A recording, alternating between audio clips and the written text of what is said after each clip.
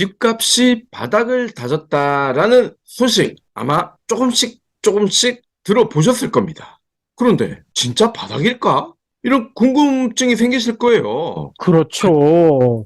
올 설에 만나신 분들마다 이거 가지고 논쟁도 벌이더라고요. 맞습니다. 아직도 바닥이 아니라고 생각하시는 분들 훨씬 많으실 거예요. 역시나 예상대로 보수 언론, 경제지들은 가뭄에 나는 콩 하나만 있어도 바닥을 쳤다. 이제 상승기 시작이다. 호들갑을 떨고 있습니다. 먼저 현재 부동산 시장 분위기를 그대로 객관적으로 알려주는 소식부터 전해드릴게요. 서울 송파 잠실 가락동 일대 아파트 값이 떨어지고 있다는 소식인데요. 이들 동네가 왜 중요하냐면 강동구의 둔촌주공 재건축, 당군 이래 최대였다고 하지 않습니까? 지금 여기도 미분양이 됐었는데 이 미분양을 걷어들이는 사람들 웃을 수도 있다라는 보도가 나왔어요. 왜냐? 윤석열 정부에서 이런저런 규제를 다 풀어줬단 말이죠. 규제를 풀고 나서는 둔촌주공이 예전의 둔촌주공이 아닐 수도 있다. 이러한 소식들이 나왔었는데 과연 그럴까? 잠실 가락동 아파트 값이 떨어지고 있는데 둔촌주공도 별수가 없다는 겁니다.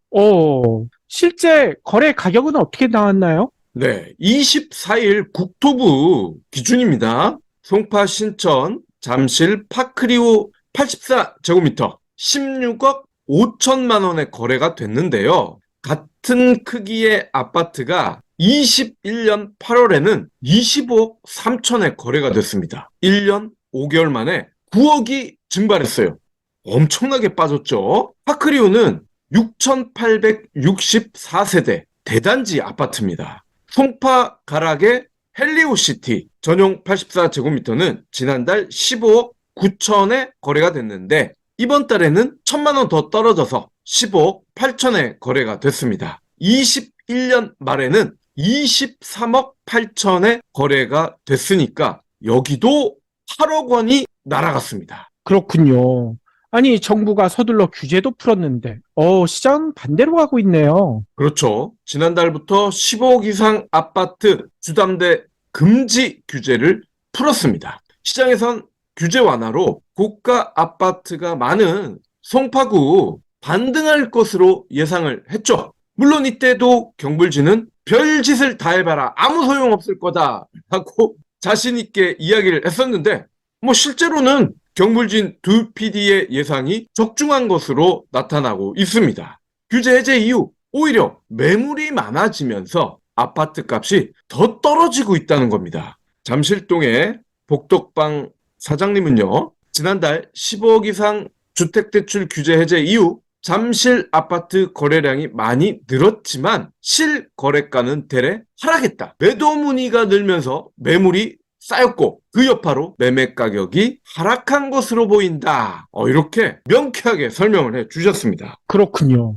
아니, 그러면 이 둔촌주공, 이 당첨자들, 이거 장난 아닐 것 같은데요? 어떻게 해야 될까요? 그러게요. 보수 언론에서 당신들 땡 잡았어 라고 지난주까지 기사를 쓰더니 이제 어떻게 해야 됩니까? 강동구청에 따르면 현재 둔촌주공 재건축 정당 계약률 여전히 60%대에 그치고 있습니다. 보수 언론 경제지에서 그렇게 펌프질을 했는데도 60%밖에 안 돼요.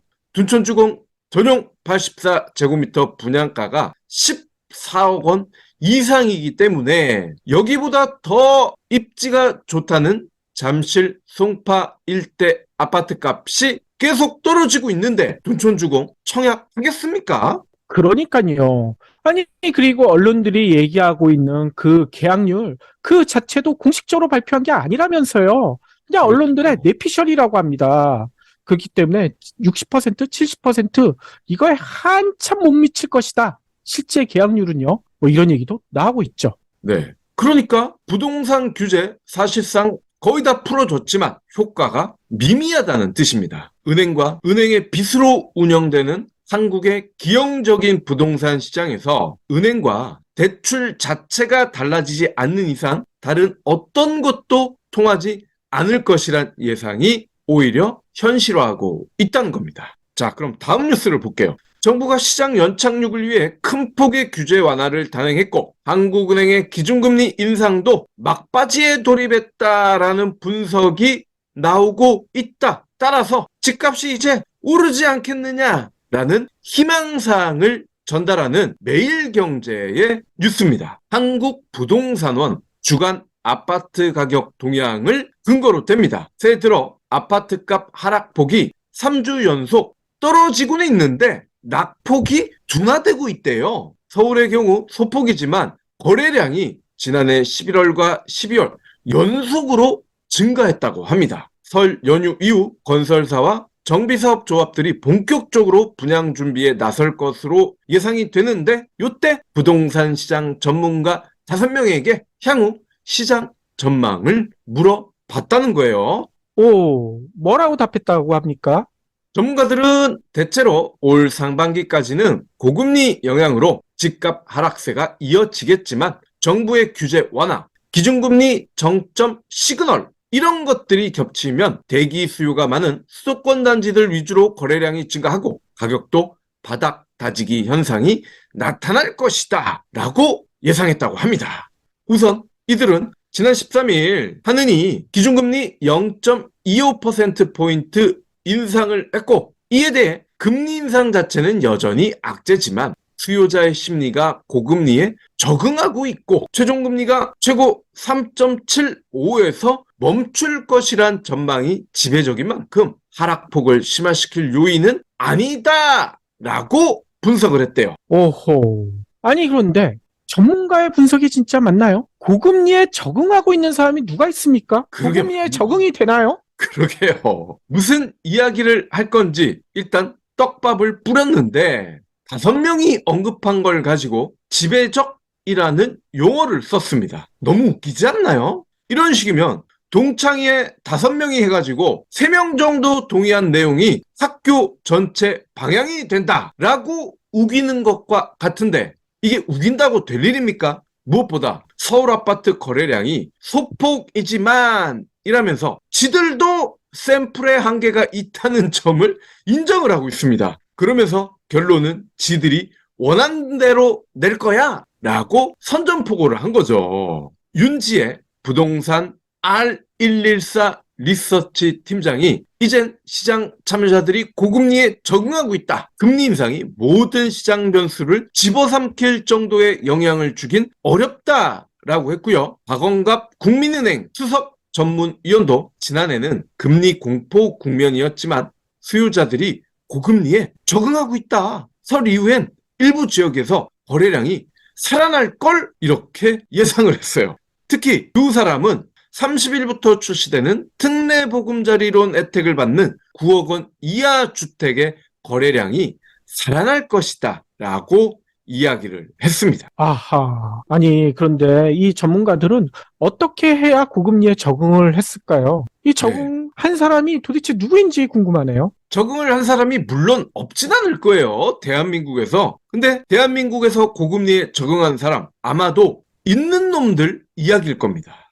이 와중에 박합수 건대 대학원 겸임교수는 금리 인상 끝은 보이지만 금리가 인하되는 시점이 언제인지 알 수 없기 때문에 매수자들의 부담은 여전하다.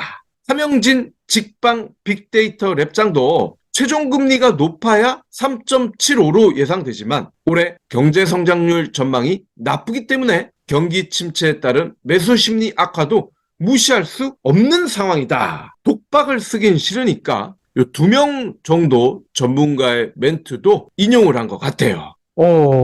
그나마 두 분은 제대로 보려고 노력을 한 것 같은데, 이 앞에 세 분은 도대체 이해가 안 가는군요.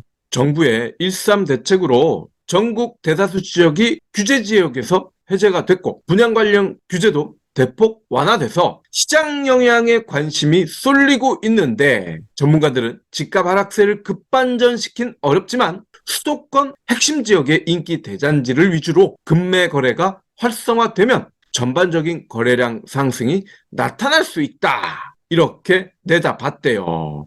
함영진 랩장은 대책의 효과가 뚜렷하게 보이진 않는다. 집값 하락폭이 둔화되고 있지만 2, 3주 정도의 추세를 가지고 판단하기는 이르다. 대기 수요가 많은 수도권의 인기 단지들은 하락 거래가 줄고 거래량이 늘어날 수도 있다. 그리고 고종환 한국자산관리연구원장은 강남 3구 문의가 늘고 거래가 다소 살아나고 있는데 잠실 엘리트, 이 엘리트가요, 엘스, 리센츠, 트리지움 요 세 단지 앞글자를 딴 신조어입니다. 잠실 엘리트나 주공 5단지는 저점 매물이 소진된 뒤에 호가가 다시 1, 2억 뛰고 있다. 단기간 낙폭이 컸던 노도강 지역도 규제 지역 해제에 따른 대출 규제 완화로 매수세가 살아날 수 있다라고 했는데 1, 2억 오른 게 호가입니다. 실거래가가 아니고요. 호가는 언제든지 이 동창회 하듯이 5명 중에 3명이 오르면 오르는 게 호가입니다. 그런데 전문가라는 양반이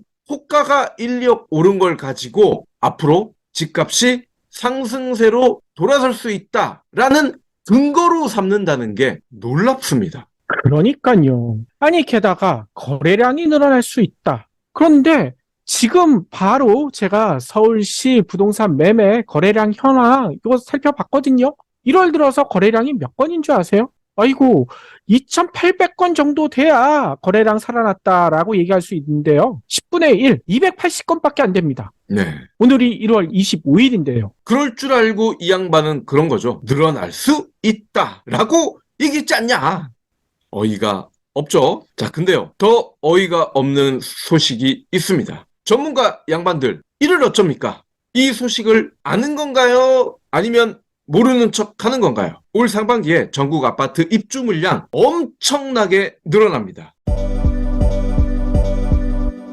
나의 면역력은 장에서 결정됩니다. 다양한 장내 유익균이 활발히 움직이면 병원 갈 일이 거의 없죠. 변비도 예방할 수 있고요. 유익균을 늘리고 잘 놀게 하는 유일한 비법 프로바이오틱스, 즉 먹이에 있습니다. 곡물, 과일, 채소, 해조류들인데 이걸 매일 챙겨 먹기는 힘들죠. 그래서 하루 하나 브리오 생유산균이 필요합니다. 16가지의 생유산균을 100억 마리 이상 보장할 만큼 알찹니다. 특히 특허받은 생유산균 호박 분말 코팅 기법을 사용해 장까지 살아서 도달하고요. 냄새나는 돈피, 어피가 아닌 100% 식물성 캡슐이라 먹는데 부담이 없습니다. 임산부와 어린이도 섭취 가능한 프리미엄 원료만 사용했고 식약처의 정밀 검사를 통과해 안전하고 믿을 수 있습니다. 네이버에서 경불진의 깐부 브리오 비타민을 검색하세요. 입주 물량이 늘어난다는 건 역전세난이 더 심화될 거라는 거고요. 역전세난이 심화되면 집값은 더 떨어집니다. 부동산 R114에 따르면 올 상반기 전국 아파트 입주 물량 임대를 포함해 17만 5천 가구가 넘습니다.